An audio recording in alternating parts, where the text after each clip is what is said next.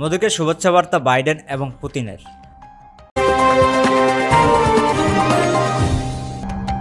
সদ্য সমাপ্ত লোকসভা নির্বাচনে টানা তৃতীয়বার জয় হওয়া নরেন্দ্র মোদিকে শুভেচ্ছা জানিয়েছেন যুক্তরাষ্ট্রের প্রেসিডেন্ট জো বাইডেন এবং রাশিয়ার প্রেসিডেন্ট ভ্লাদিমির পুতিন। বাইডেন শুভেচ্ছা জানিয়েছেন সামাজিক যোগাযোগ মাধ্যম এক্সের পোস্ট করা এক বার্তায় এবং পুতিন সরাসরি টেলিফোন করেছেন মোদিকে।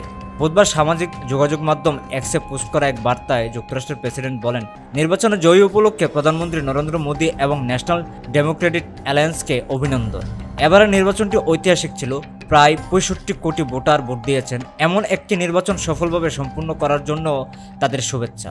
যুক্তরাষ্ট্র ভারত উভয়ের ভবিষ্যৎ অসীম সম্ভাবনাপূর্ণ, আর এই সম্ভাবনার দরজা খোলার একমাত্র চাবিকাঠি দুই দেশের বন্ধুত্ব। এদিকে একই দিনে নরেন্দ্র মোদিকে টেলিফোন করে শুভেচ্ছা জানিয়েছেন রাশিয়ার প্রেসিডেন্ট ভ্লাদিমির পুতিন। রুশ প্রেসিডেন্টের কার্যালয় ক্রেমলিনের জনসংযোগ বিভাগ ক্রেমলিন প্রেস এক বিবৃতিতে জানিয়েছে এ তথ্য। বিবৃতিতে বলা হয়েছে, বর্তমানে যে বিশেষ বন্ধুত্বপূর্ণ ও সম্ভাবনাময় কৌশলগত সম্পর্কে আবদ্ধ রয়েছে ভারত এবং রাশিয়া, তাতে সন্তুষ্ট প্রকাশ করেছেন দুই নেতা। সেই সঙ্গে তারা আশাবাদ ব্যক্ত করেছেন যে সামনের দিনগুলো এই সম্পর্ক আরও বিস্তৃত হবে। সম্প্রতি ভারতে হয়ে গেল 18তম লোকসভা নির্বাচন। গত 19 এপ্রিল থেকে 31 মে পর্যন্ত 44 দিনের 7 ধাপে ভারতের 28টি রাজ্য ও 8 কেন্দ্রশাসিত অঞ্চলে হয়েছে এই নির্বাচনের ভোট গ্রহণ।